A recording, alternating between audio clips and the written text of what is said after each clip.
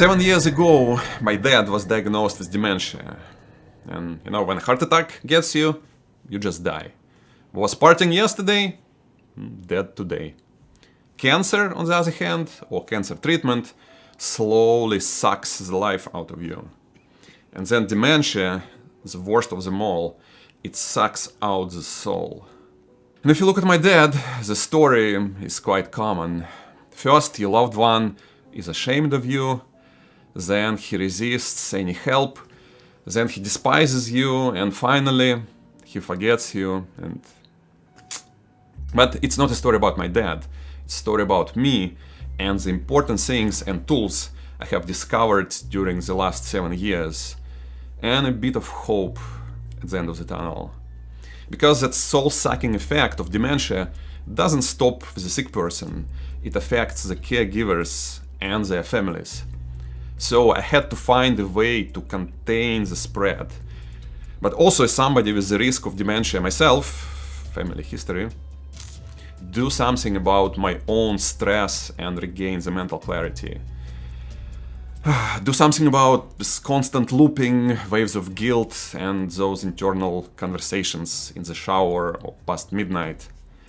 Problem is, we can get so sucked into this living nightmare that we forget to look at the big picture. But if you step back, which I had the lucky opportunity to do, there are two big writings on the wall. And they are: how do you build the resilience not to slide into the depression yourself?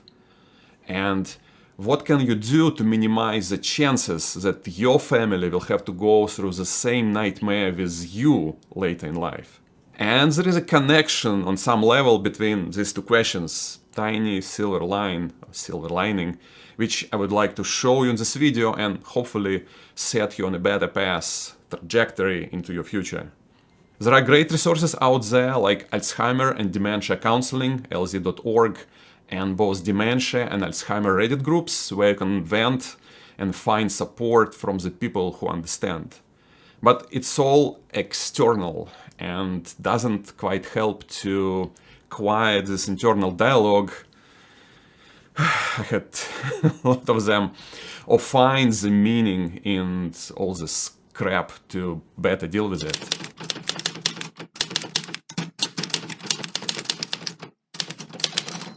I'm also going to drop some big names here, like Nietzsche, Freud, Carl Jung, but no worries, I've never been all that big into philosophy or psychology, but at some point of this journey, I had such an epiphany moment when I realized that my internal struggles and discoveries have been described and published and in many ways are foundational in modern psychology. So actually, if you can afford psychotherapy, you should absolutely try it as soon as you can. Now, the budget version, that's what I did, starts with very simple mind conditioning, which teaches you to be grateful for this and every single day. Because today is all we have, ever. So you have to use it wisely to appreciate what you have and who is still around you while you have them. So your task for the rest of your life, if you choose to accept it, is to look through the window the first thing in the morning before you touch your phone and say thank you. Thank you for being alive and doing something useful and meaningful today. Here's some Nietzsche for you. Life is meaningless by itself. It's up to us to infuse it with meaning. And later in the day, that's the second part. Yes, use your phone and do 10 minutes guided meditation with apps like Headspace or Calm, or learn some mundane daily meditation styles. Because it's meditation like nothing else stops the constant looping and internal monologue or dialogue between you and you, or as Freud would probably call them, ego and superego. I actually, to be honest, haven't read Freud, and I probably spent too much time playing Dungeons and Dragons. So I call those two the rogue and the priest. And first does all the talking in my head, and the second does listening, right? Somebody has to listen to all that conversation. So the first, the rogue is talking, and the priest is listening and does all the acting. And those two usually run my life, and they send you hello. And yes, I said usually because there are more than two.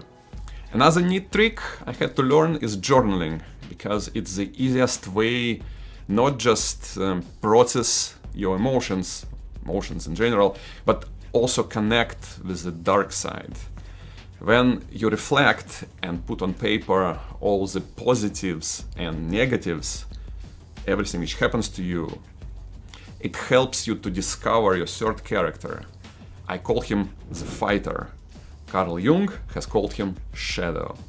And shadow is all the bad stuff you suppress in yourself, like jumping from a roof, a desire to turn into ongoing traffic to see what happens, smashing the face of an annoying coworker. All that accumulates inside like a spring, deep down, out of sight, but it's all there. And your shadow, fighter, who embodies all that, he's the source of untapped strength and power, which can be so useful in the bad situations when shit hits the fan or the floor, sometimes literally. It might sound strange that journaling can help with that, but that's what shadow work is about. It might sound fancy, but it's just honest internal inquiry and introspection, which you can start very small. But the key is to start. And if you know anything about Dungeons and Dragons, there is one person missing, the wizard. In psychology, he is called the hidden observer, which is a very appropriate name because it's very hard to find him. To discover the wizard, you need to go through either hypnosis, lucid dreaming, or herbs like ayahuasca. I took the later choice, and that story hasn't been told yet. It's already taking shape in my head. Let me know if you want to hear it, and stay tuned so you don't miss it. So when the day came to transfer my dad to a hospital, my rogue was hysterical and in panic, the priest was depressed and would do nothing, and it was up to the fighter and wizard to dial 911, follow the ambulance, speak with the doctors, and then go home without nervous breakdowns, which would affect me and my family. And was it easy? No, not at all. But it can be done, and the process of self-discovery is totally worth it regardless, because it's going to help you in all life situations. So why am I telling you all this? Remember those lines that life is meaningless but for the meaning you give it? And meaning, on the other hand, is a way to deal with the suffering? Well, this is your opportunity to use this awful situation as a guiding star and the driver to improve yourself. Because when you look at it from the angle of meaning and put the work in, you level up.